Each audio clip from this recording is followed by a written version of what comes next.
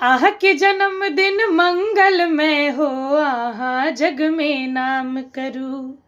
Happy birthday to you, happy birthday to you, happy birthday dear Gaurav, happy birthday to you.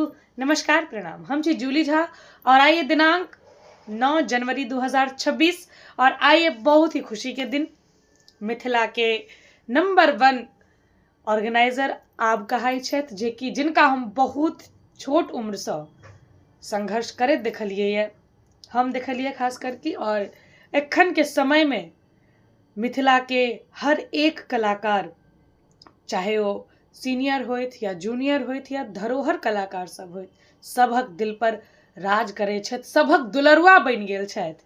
गौरव भाई के हम बात कर रहल छी, गौरव मिश्रा जी के। जी हाँ, आइ गौरव मिश्रा जी के जन्मदिन छनि। ढेरों शुभकामना।